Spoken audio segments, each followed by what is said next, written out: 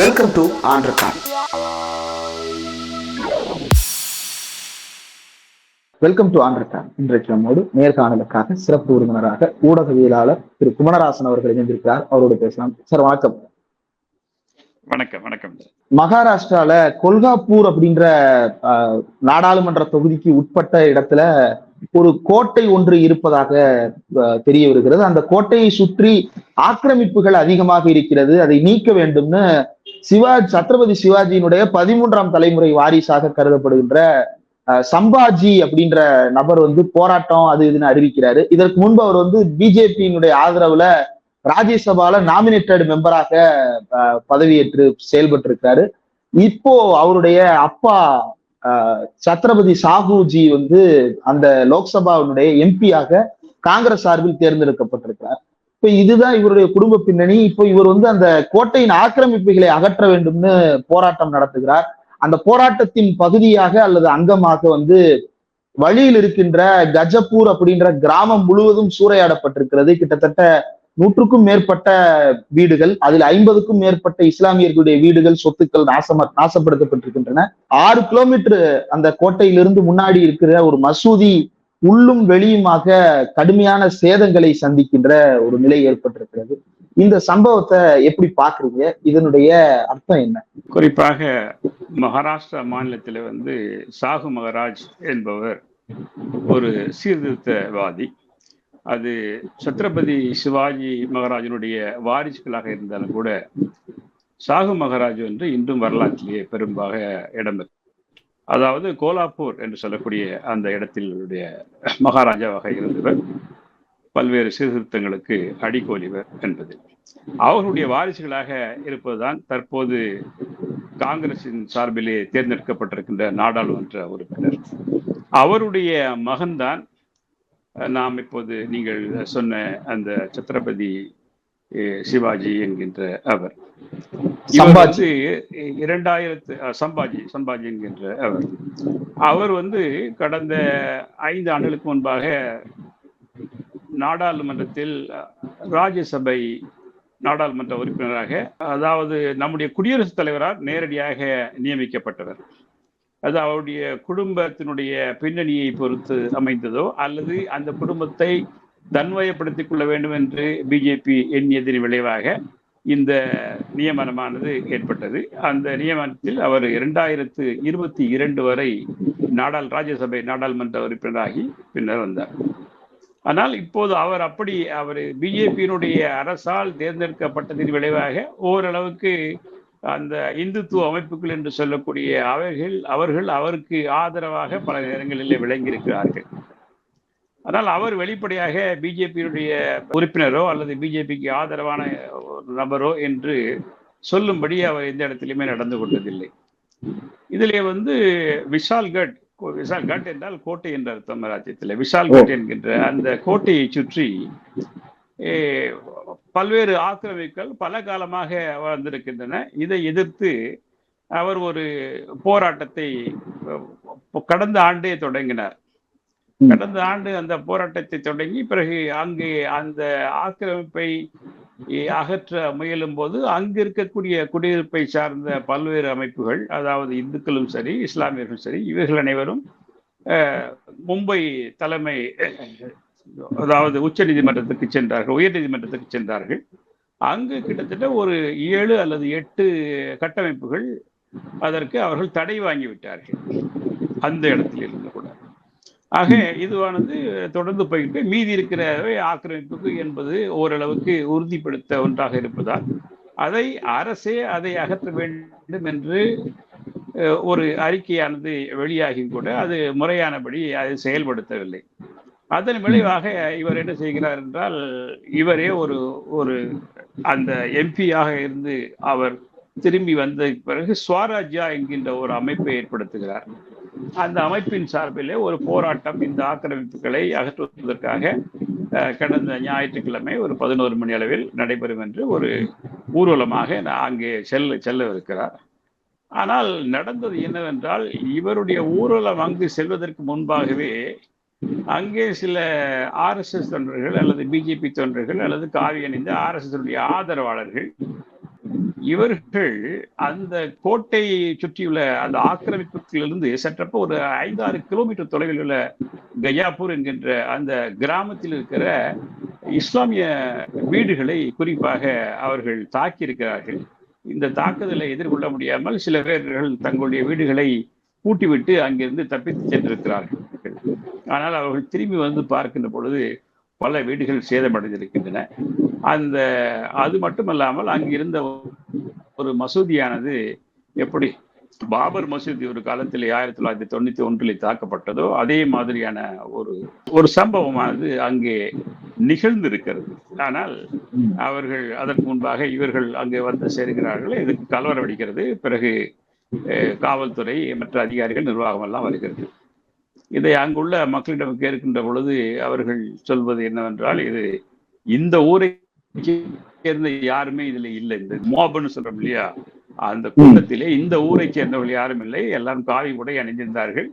அவர்கள் முகத்தை கூட மறைக்கவில்லை. எங்கிருந்து வந்தார்கள் என்று தெரியவில்லை. இதை அவர்கள் ஒரு சாதகமாக இந்த ஊர்வலத்தை பயன்படுத்தி கொண்டு எங்களை தாக்கியிருக்கிறார்கள். நாங்கள் ஏற்கனவே எங்களுக்கு பாதுகாப்பு தர வேண்டும் என்று நம்முடைய நிர்வாகத்துக்கு நாங்கள் கோரியிருந்தும் கூட உரிய அளவு அந்த நடவடிக்கை எதுவும் எடுக்கப்படவில்லை என்று சொல்லுகிறார்கள். இதை இந்திய அணி, அதாவது இப்போது இருக்கிற எம்பிஏ சொல்லக்கூடிய உத்தவ் தாக்கரே, காங்கிரஸ், என்சிபி போன்ற அந்த அணிகள் இதை கடுமையாக விமர்சித்திருக்கின்றன. இது திட்டமிட்ட தாக்குதல். தோல்வியில் அவர்கள் அதை தாங்கிக் கொள்ள முடியாமல் அந்த இடத்திற்கும் அந்த இந்திய கூட்டமைப்பினுடைய அணியானது சென்று அவர்களை ஆறுதல் படுத்தியிருக்கிறது. இது தெரிந்த பிறகு அங்கு சென்றிருக்கிறார். இப்போது அங்கு தடை உத்தரவு 29 வரை தடை உத்தரவு பிறப்பிக்கப்பட்டிருக்கிறது. இப்ப இந்த சம்பவம் இதற்கும் அந்த மகாராஜா குடும்பத்திற்கும் தொடர்பே இல்லை அப்படின்னு தான் அந்த குடும்பமும் சொல்றாங்க. பல்வேறு செய்தி அறிக்கைகள்லயும் அப்படிதான் வருகிறது. அப்ப இதற்குள் புகுந்து தாக்குதல் நடத்தி இருப்பது அப்படின்றது ஒரு இந்துத்துவ கும்பல் அப்படின்றத அந்த மக்கள் உறுதிப்படுத்துறாங்க. ஏன்னா ஜெய் ஸ்ரீராம் உள்ளிட்ட முழக்கங்கள் அங்க எழுப்பப்பட்டிருக்கிறது. மகாராஷ்டிராவில தேர்தல் நெருங்கி வருகிறது. இப்படியான ஒரு சூழ்நிலையில இந்த சம்பவத்தை எப்படி புரிஞ்சு? அதைத்தான், அதாவது மகாயுதி என்று சொல்லக்கூடிய அந்த சிவசேனை, சிந்தே மற்றும் பிஜேபி மற்றும் அஜித் பவாரினுடைய என்சிபி ஆகிய கட்சிகள் தாங்கள் ஒரு எதிர்பாராத தோல்வியை சந்தித்திருப்பதனால் அவர்கள் அதை தாங்கிக் கொள்ள இயலாமல் இது போன்று வன்முறையில் அந்த கூட இருக்கிறார்கள். எனவே இது அவர்கள் சொல்வதில் ஓரளவு உண்மையும் இருக்கிறது. நிர்வாகமும் போதிய நடவடிக்கை எடுக்காமல் இருந்ததின் விளைவாக அந்த மக்கள் அவர்கள் மீது ஐயப்படுகின்ற ஒரு சூழல் உருவாக்கி இருக்கிறது. இதிலே அந்த குடும்பத்திற்கும் இதற்கும் தொடர்பு என்றாலும் அந்த குடும்பத்திற்கு தற்போது நாடாளுமன்றத்துக்கு தேர்வாக இருக்கிற அவருடைய தந்தையார் காங்கிரஸ் சார்பிலே தேர்ந்தெடுக்கப்பட்டிருக்கிறார். எனவே அவர் அப்படிப்பட்ட ஒரு கலவரத்தை தூண்டுவதற்கு ஆதாரமாக இருந்திருப்பார் என்று நம்மால் சொல்ல முடியாது. ஆனால் அவருடைய மகன் முன்பு எம்பியாக தேர்ந்தெடுக்கப்பட்டதற்கு பிஜேபியினுடைய ஆட்சி காலத்தில் குடியரசுத் தலைவரால் நேரடியாக நியமிக்கப்பட்டிருந்தாலும் கூட இந்த வலதுசாரியினுடைய ஆதரவை அவர் முற்றாக நீக்கவில்லை.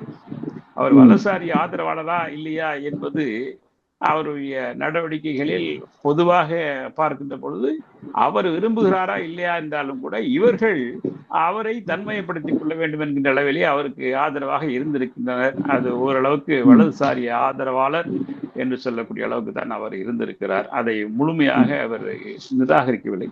ஆனால் இந்த சம்பவத்தை பொறுத்தவரையில் அவர் நேரடியாக எனக்கும் இதற்கும் தொடர்பு இல்லை என்றுதான் அவர் கூறியிருக்கிறார். இதுதான் இப்போதைய நிலவரமாக இருக்கிறது. மசூதிகளை குறிவைத்து தாக்குதல் அப்படின்றது கடந்த சில ஆண்டுகளாக தொடர்ந்து அதிகரித்து கொண்டே இருக்கிறது. முதல்ல பாபர் மசூதி அப்படின்றது அந்த ஒரு இடத்தை போக்கஸ் பண்ணதாக செய்தி வந்தாலும் கூட அதை முன்னிட்டு நடத்தப்பட்ட அந்த ரத யாத்திரையில பல இடங்கள்ல இஸ்லாமியர்களுடைய குடியிருப்புகள், இஸ்லாமியர்களுடைய வழிபாட்டு தலங்கள் எல்லாம் பெரிய சேதங்களை சந்தித்தன, பெரிய கலவரங்களை சந்தித்தன. இப்பவும் அதே விஷயம் தொடருது. அது வாரணாசியிலிருந்து இங்க வரைக்கும் நீண்டு கொண்டே போகிறது. இது இது வெள்ளிடை மலை. அதாவது பாஜகவினுடைய அரசியலே வந்து இந்து நாடு, இந்து ராஷ்டிரா என்கின்ற ஆர்எஸ்எஸ் தத்துவத்தினுடைய அடிப்படையிலேயே அமைய வேண்டும். அதை எப்படியாவது அவர்களுக்கு அந்த அரசியல் சட்டத்தை குறித்தோ அல்லது அரசியல் ஜனநாயக முறைகளை குறித்து கவலைப்படாத ஒரு அமைப்பு என்பதை எப்போது அத்வானி அவர்கள் அந்த ரத யாத்திரை என்ற அளவிலே அந்த பாபர் மசூதி இடித்தாலோ அன்றே உறுதிப்படுத்தப்பட்ட ஒன்று. இதிலே வந்து நாம் மறைத்து பேச வேண்டிய தேவையே இல்லை. அதற்கு இப்ப எடுத்துக்காட்டாக அண்மையிலே கூட மராத்திய மாநிலம் வந்து சுற்றுலா தலங்கள், அதாவது ஆன்மீக சுற்றுலா தலங்கள் என்று ஒரு ஒரு பட்டியலை வெளியிட்டார்கள். அதிலே எண்ணற்ற இந்து கோயில்கள், ஒரு சில அதாவது கிறித்தவ கோயில்கள், அப்புறம் குருதுவாராக்கள், இவைகளை எண்ணிவிட்டு ஒரே ஒரு இஸ்லாமிய தலம் மட்டுமே இருக்கிறது. ஆனால் பம்பாய்க்கு வரக்கூடிய யாரும் ஹாஜி அலி தர்கா என்று சொல்வார்களே, அது வந்து ஒரு சுற்றுலா பயணிகள் வந்து பார்த்து செல்கின்றனர். அது கூட அதில் இடம்பெறவில்லை. அதே மாதிரி ஹாஜி மலங் என்ற இன்னொரு இடம் இருக்கிறது. அங்கே மதம் சார்பு இல்லாமல் எப்படி நம்முடைய தமிழ்நாட்டிலே நாகூருக்கு அல்லது வேளாங்கண்ணிக்கு மக்கள் செல்கிறார்களோ அது போன்று மராத்திய மாநிலத்திலே ஹாஜி மலங் தர்கா என்று சொல்லக்கூடிய அந்த இடத்துக்கு எல்லாரும் போகக்கூடியவை. அந்த இடம் கூட இங்கு இடம்பெறவில்லை. இதெல்லாம் எதை காட்டுகிறது என்றால் ஒரு இஸ்லாமிய வெறுப்பு என்பது அதில் தெளிவாக இருக்கிறது. அதுக்கு சிண்டேவும் ஆதரவாக இருக்கிறார் என்பதிலே எந்தவித மாற்று கருத்தும் இல்லை. அதைத்தான் உடனடியாக ஓவைசி அவர்கள் கண்டித்திருக்கிறார்கள். எப்படி ஒரு காலங்காலமாக மக்கள் பல்வேறு ஒரு சுற்றுலா தலமாக கருதி இருக்கிற அந்த ஆன்மீக தலங்களை கூட நீங்கள் வேண்டுமென்றே விடுபட்டு அதை அந்த அந்த அந்த பட்டியலிருந்து எடுத்திருக்கிறீர்கள், அல்லது அந்த பட்டியலில் அது இடம்பெறவில்லை என்பது உங்களுடைய உள்நோக்கத்தை காட்டுகிறது என்று அவரும் கண்டனம் தெரிவித்திருக்கிறார். எனவே பாஜக என்பது எல்லா இடங்களிலுமே பல்வேறு வன்முறைகளுக்கு காரணமாக இருந்தது என்பது யாரும் மறுக்க முடியாது. இன்னொரு எடுத்துக்காட்டை கூட சொல்லலாம். பீமா கோரேகான் வந்து அர்பன் நக்சல்ஸ் என்று இன்றும் கூட சற்று 16 பேர் வந்து அதிலே குற்றம் சாட்டப்பட்டவர்கள். அதிலே பல்வேறு பேராசிரியர்கள், 83 வயதான ஸ்டெயின் சுவாமி என்ற அந்த பாதிரியார், அவர் வந்து பார்க்கின்சன் நோயினால் பாதிக்கப்பட்ட ஒரு மனிதர்.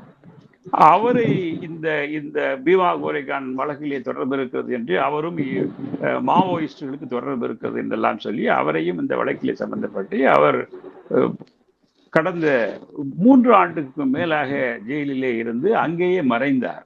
அந்த அளவுக்கு அங்கே, அதாவது அந்த வழக்கிலே சம்பந்தப்படுத்தப்பட்ட 14 பேரிலே 2 பேர் ஏற்கனவே மாண்டு விட்டார்கள். இப்போதுதான் ஒரு சிலர் அந்த பிணையிலே வெளியே வரக்கூடிய நிலைமையில் இருக்கிறது. அவர்களுக்கெல்லாம் இவர்கள் சொல்லுகின்ற பெயர் அர்பன் நக்சல்ஸ் என்ற பெயரிலே இவர்கள் ஜவஹர்லால் நேரு யூனிவர்சிட்டியிலே பேராசிரியர் இருக்கக்கூடியவர்கள், இன்னும் பல்வேறு கல்லூரி ஆசிரியர்கள், சமூக செயல்பாட்டாளர்கள்.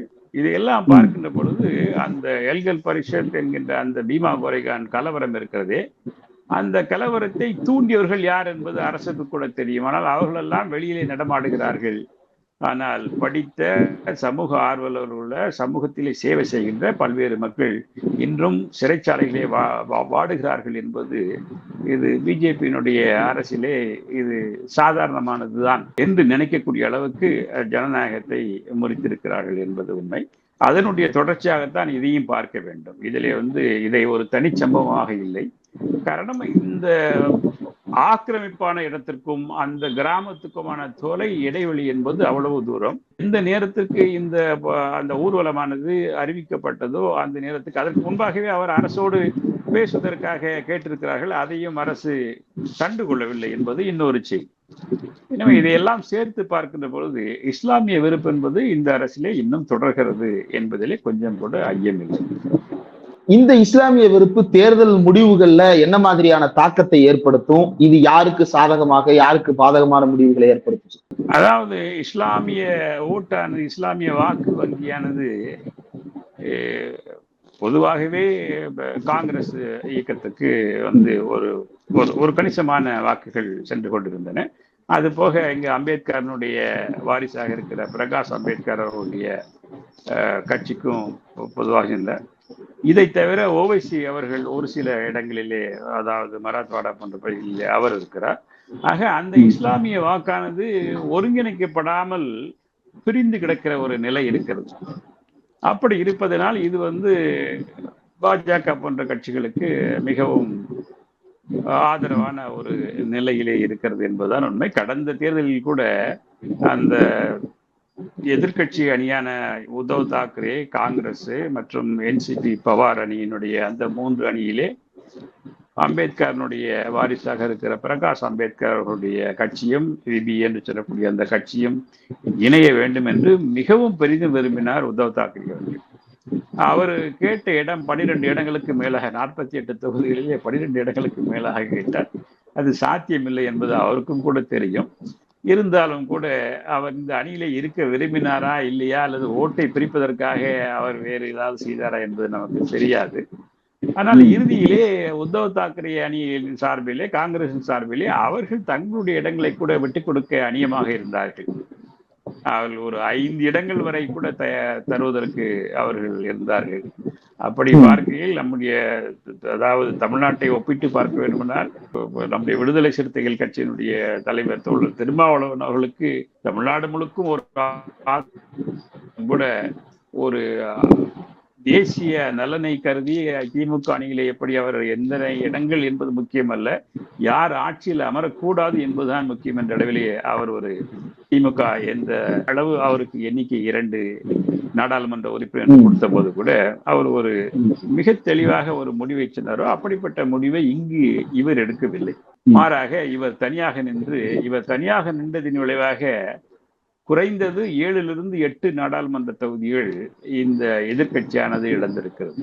ஏன்னா சில இடங்களிலே அவ்வளவுதான் அந்த வாக்கு வித்தியாசங்கள் இருந்திருக்கிறது. அப்படி பார்க்கையில் இந்த மைனாரிட்டி சொல்லக்கூடிய சிறுபான்மை மக்கள் தங்களுடைய எதிரி யார், நண்பன் யார் என்பதை தெளிவுபடுத்திக் கொண்டு அதைக்கு தகுந்தபடி அவர்கள் வாக்களித்தால் நிச்சயமாக இது போன்ற கலவரங்களிலிருந்து அவர்கள் அரசியல் ரீதியாக விடுபட முடியும். இல்லை என்றால் இந்த தொடர்ச்சியானது இருந்து கொண்டே இருக்கும். இதற்கு மக்கள் மட்டுமல்ல, அந்த மக்களை வழிநடத்துகின்ற அரசியல் தலைவர்களும் ஒரு காரணம் என்பதை நாம் மறுக்க இயலாது. என்ன நடக்கிறதுன்னு பொறுத்திருந்து பார்க்கணும். ஒரு நேரம் ஒதுக்கி இந்த நேர்காணல் தந்ததற்கு மிக்க நன்றி. மகிழ்ச்சி, நன்றி.